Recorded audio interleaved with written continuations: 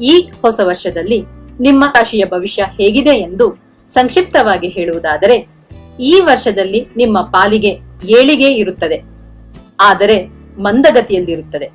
ಹೌದು ಸ್ನೇಹಿತರೆ, ಹಣವಾಗಲಿ ಗೆಲುವಾಗಲಿ ನಿಮಗೆ ಸಂತೋಷ ಸಮಾಧಾನ ತರುವ ಯಾವುದೇ ವಿಷಯವಾದರೂ ಸಾಕಷ್ಟು ಸತಾಯಿಸಿದ ಬಳಿಕವೇ ಹಣ್ಣು ನಿಮ್ಮ ಕೈ ಸೇರುತ್ತದೆ. ಈ ವರ್ಷದಲ್ಲಿ ನೀವು ನಿರೀಕ್ಷಿಸಿದ ಕೆಲಸಗಳು ನೀವು ಅಂದುಕೊಂಡದ್ದಕ್ಕಿಂತ ತಡವಾಗಿ ಆಗುತ್ತದೆ. ಆದರೂ ಕೆಲವು ಕೆಲಸಗಳು ಅಂದುಕೊಂಡದಕ್ಕಿಂತಲೂ ವೇಗವಾಗಿ ಮುಗಿಯುತ್ತವೆ. ವರಮಾನಕ್ಕೇನು ಕೊರತೆ ಇರುವುದಿಲ್ಲ. ಮಾತ್ರವಲ್ಲ, ದಿಢೀರ್ ಹಣ ಬರುವ ಯೋಗವೂ ಇದೆ. ಹಳೆಯ ಸಾಲಗಳನ್ನು ತೀರಿಸಿ ಸಾಲಗಾರರ ಕಾಟದಿಂದ ಬಹುತೇಕ ಮುಕ್ತರಾಗುತ್ತೀರಿ. ನಿಮ್ಮ ನಿರ್ವಹಣೆ ಸಾಮರ್ಥ್ಯ ಹೆಚ್ಚಾಗುತ್ತದೆ.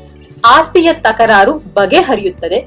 ಪೂರ್ವಿಕರ ಆಸ್ತಿಯಲ್ಲಿನ ನಿಮ್ಮ ಪಾಲು ನಿಮ್ಮ ಕೈ ಸೇರುತ್ತದೆ. ಹೊಸ ಭೂಮಿಯನ್ನು ಖರೀದಿಸುವಿರಿ. ಪ್ರಯತ್ನಿಸಿದವರಿಗೆ ಸರ್ಕಾರದಿಂದ ಅನುಕೂಲಗಳೂ ಸಿಗುತ್ತವೆ. ಬ್ಯಾಂಕ್ ಸಾಲಗಳು ಸಿಗುತ್ತವೆ. ಆದರೆ ಆ ಹಣವನ್ನು ಎಚ್ಚರಿಕೆಯಿಂದ ಅಗತ್ಯದ ವಿಷಯಗಳಿಗಷ್ಟೇ ಬಳಸಿ. ಸರಿಯಾದ ಹೂಡಿಕೆಗಳಲ್ಲಿ ತೊಡಗಿಸಿ. ಹೊಸ ನಿರ್ಧಾರಗಳನ್ನು ತೆಗೆದುಕೊಳ್ಳಲು, ಹೊಸ ಹೂಡಿಕೆ ಮಾಡಲು ಇದು ಸರಿಯಾದ ಸಮಯವಲ್ಲ.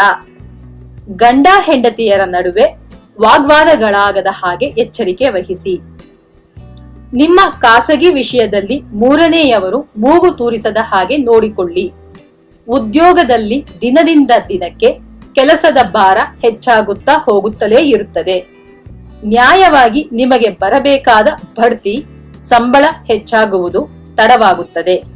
ಈ ದಿನಗಳಲ್ಲಿ ನಿಮ್ಮ ಕೋಪ ಹೆಚ್ಚಾಗಲಿದೆ. ನಿಮ್ಮ ಕೋಪವನ್ನು ನಿಯಂತ್ರಣದಲ್ಲಿಟ್ಟುಕೊಳ್ಳಿ. ಆಡುವ ಮಾತುಗಳಲ್ಲಿ ನಿಗಾ ಇರಲಿ. ಕೋಪದಿಂದ ಆಡುವ ಮಾತುಗಳೇ ನಿಮ್ಮ ಜೀವನಕ್ಕೆ ಕೊಳ್ಳಿಯಾಗಬಹುದು. ನಿಮ್ಮ ಗುಣ ಸ್ವಭಾವಕ್ಕೆ ಹೊರತಾದ ಯಾವುದೇ ವ್ಯವಹಾರದಲ್ಲಿ ತೊಡಗಬೇಡಿ.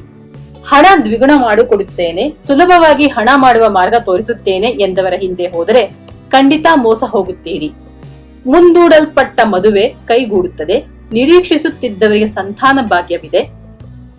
ಪ್ರವೇಶ ಪರೀಕ್ಷೆಗಳಲ್ಲಿ ಉತ್ತೀರ್ಣರಾಗುವಿರಿ. ಪಂದ್ಯ ಪೈಪೋಟಿಗಳಲ್ಲಿ ಜಯ ಗಳಿಸುವಿರಿ. ಇದ್ದ ಗೊಂದಲಗಳೆಲ್ಲ ಬಹುತೇಕ ತಿಳಿಯಾಗುತ್ತದೆ. ಪರಿಚಯವಿಲ್ಲದ ಅನುಭವವಿಲ್ಲದ ವ್ಯವಹಾರದಲ್ಲಿ ಬಂಡವಾಳ ಹೂಡಬೇಡಿ. ನಷ್ಟದಲ್ಲಿ ಮುಳುಗುತ್ತೀರಿ. ಆತುರಕ್ಕೆ ಬಿದ್ದು ಇದ್ದ ಸ್ಥಳದಿಂದ ಹೊಸ ಸ್ಥಳಕ್ಕೆ ಅಂಗಡಿಯನ್ನು ಬದಲಾಯಿಸಬೇಡಿ. ಪಾರ್ಟ್ನರ್ಶಿಪ್ ವ್ಯವಹಾರ ಬೇಡವೇ ಬೇಡ. ಮಾಮೂಲಿಯಾಗಿ ಆಡುವ ಮಾತುಗಳೇ ವಿಪರೀತಕ್ಕೆ ಹೋಗುವ ಅಪಾಯವಿದೆ. ವಿದ್ಯಾರ್ಥಿಗಳು ಟಿವಿ, ಮೊಬೈಲ್, ಸಿನಿಮಾ, ಕ್ರಿಕೆಟ್ ಇತ್ಯಾದಿ ಮನೋರಂಜನೆಗಳನ್ನು ಪಕ್ಕಕ್ಕಿಟ್ಟು ಓದಿನಲ್ಲಷ್ಟೇ ಗಮನ ಹರಿಸಿದಾಗ ಮಾತ್ರ ವಿದ್ಯೆಯಲ್ಲಿ ಯಶಸ್ಸು ಸಾಧ್ಯ. ಗುರು ಕ್ಷೇತ್ರಗಳಾದ ಮಂತ್ರಾಲಯದ ರಾಘವೇಂದ್ರ ಸ್ವಾಮಿಗಳನ್ನಾಗಲಿ, ಶಿರಡಿಯ ಸಾಯಿಬಾಬರನ್ನಾಗಲಿ, ವರದಪುರ ಶ್ರೀ ಕ್ಷೇತ್ರದ ಶ್ರೀಧರ ಸ್ವಾಮಿಗಳನ್ನಾಗಲಿ, ಶ್ರೀ ಕ್ಷೇತ್ರ ಗಾಣಗಾಪುರ ದತ್ತಾತ್ರೇಯ ಸ್ವಾಮಿಗಳ ದರ್ಶನವನ್ನಾಗಲಿ ಮಾಡಿ ಬರುವುದರಿಂದ ಶುಭವಾಗುತ್ತದೆ. ಶುಭವಾಗಲಿ.